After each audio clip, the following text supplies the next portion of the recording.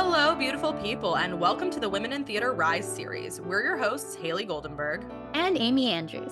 On this series, we share mini interviews conducted at the inaugural RISE Summit with network partner organizations of RISE Theater. We're thrilled to uplift these amazing organizations that are working to make the theater industry a more equitable space. Today, we're excited to share our interview with Mieko Gavia of Black Revolutionary Theater Workshop.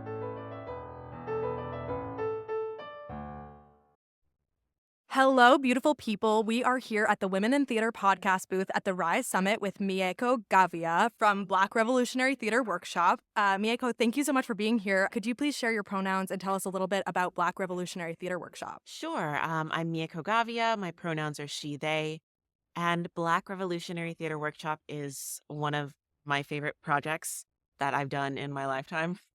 Honestly, we started in 2015 after the massacre at Mother Emanuel AME Church. Our founders went to a meeting of theater professionals to kind of be in response to the massacre, and they left feeling unsatisfied with the conversations that were being had there. So they decided to start their own theater company. And I was brought on shortly after. So we do a lot of our own work. We produce a lot of our own work. We produce a lot of original work relating to the Black experience. And it's a very diverse Black experience. So, with different like gender, mixed race, monoracial, sexuality, socioeconomic status, incarcerated status, immigration status, stuff like that. Amazing. Thank you so much. Fantastic. Yeah. Can you tell us, Mieko, about something you're working on right now that's lighting you up? Yeah, so right now we're planning to do a reading later this year, probably in December, of a play that I wrote, actually. Wow, congratulations. Thank you. It's called Ophelia, a Prism. And so it's a 90-minute-ish piece about Ophelia's story in Hamlet, the different facets of her personality, and the intersections between like a racialized identity as a femme person and what it means to be trapped in this hyper-sexist world. I love that. I wrote my senior thesis in part about Ophelia, and I love explorations heck of the yeah. character. So good. Yeah. So good. Could you share with us what you think is the biggest challenge facing the theater industry right now?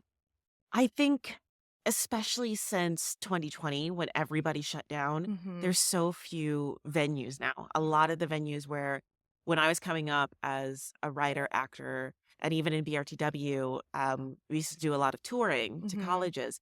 They either don't have the budget or they're completely shut down. The people that we used to work with have moved out of the city, or, all of those promises that were made in 2020 about diversity, equity, inclusion in theater.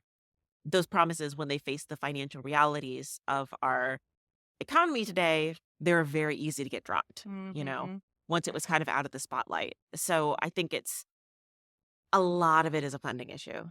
Yeah, for Yeah, sure. I agree. Yeah. Could you tell us what is one small step listeners can take to make the theater industry a more equitable space? I think something that people can do, there's a really great pop-up Pay It Forward program of audience members who may be like critics or designers or something saying, hey, I have a spare ticket to this show, or I bought a spare ticket to the show.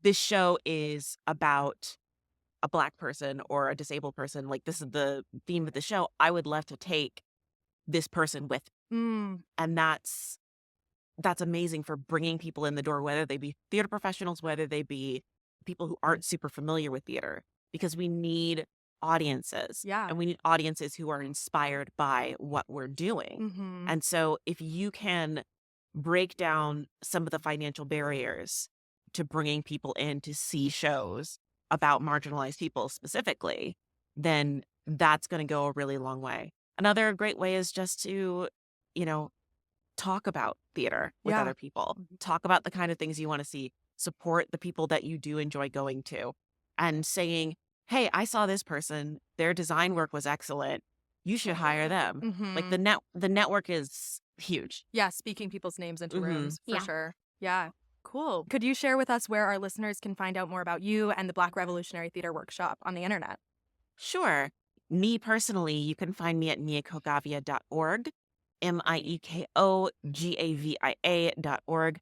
BRTW, you can find us at the BRTW.org. We're also on socials as either the BRTW or Black Revolutionary Theater Network. Amazing. Thank you so much for being with us today, Mieko.